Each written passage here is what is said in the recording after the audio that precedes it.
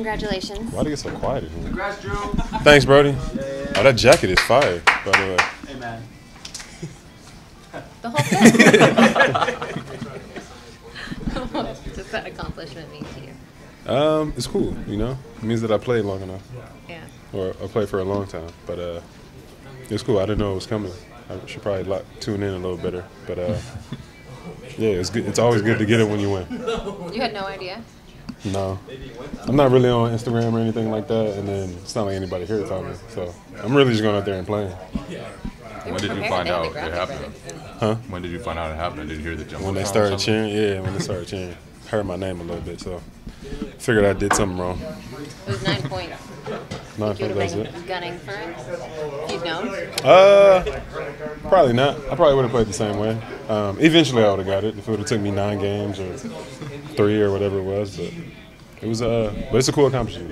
What kind of means the most to you, you know, in terms of those career accomplishments, All-Stars, different stuff like that? Win the ring. That's the biggest one. That's the only one, to be completely honest. It's cool to get the other accolades. I won't lie, but I think the biggest one is winning. And you know, you in the bench unit, you and Jason staggering in with those groups a little bit.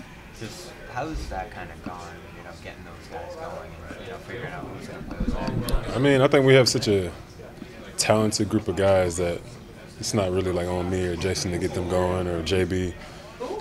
I think just based off the way we play and the character that we have and the IQ we have, it just happens. So you see Sam coming off the bench, throwing up threes and they're going in, P picking up full court and making a difference. O'Shea out there, offensive rebounding. I think it's just how we play and we mesh well together. You've been pretty impressed by Payton.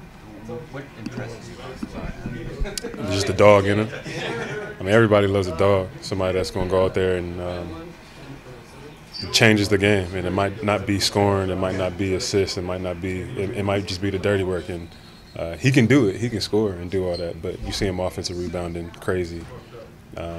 You see him picking up full court, and once they get it past half court, they're just getting into the offense, and there's 14 seconds, 13 seconds on the clock. So stuff like that I like. Jrue, how do you prepare for a night like tonight defensively? You start out on Randall, transition to Jalen Brunson, and then end the night on Hartenstein. Knowing personnel, playing long enough, you know some guys, and you play with a couple, so you know tendencies. Coaching staff goes over the tendencies before, and they send you clips, but just a refresh. But I think for the most part, it's just locking in the tendencies, knowing that I'm not just going to be on one person each night. So being able to be prepared for that and knowing ahead of the game is something that I guess I look at mentally. The body types are so different, though. Do you have to shift anything physically? Again, it's knowing personnel. You know, Julius is probably going to be a little bit more physical because he's bigger. I mean, Jalen Brunson is also trying to get into the paint and use his body as well, but in different ways. You have to be a little bit stronger with Julius. He accepts it a little bit more, and Jalen Brunson can be a little bit more finessey with trying to get fouls and doing all that if you're too aggressive. So, again, just knowing personnel. Final question for Jrue. You've been guarding bigs the last few games. You've been like the screener a lot of the time. It's like you're playing every position right now. I guess how does playing like every single role help you start to kind of find your footing with this team and figure out how to do your game? I think it helps. I think it definitely keeps me engaged. Playing against bigs, being in a drop or being up, not always just reading into or switching onto a player. Definitely keeps me engaged, and then it's something new. It's a challenge to be able to go out there and I'm 6'4", 6'5", playing against 6'9" dudes. So it's fun to go out there and guard like that.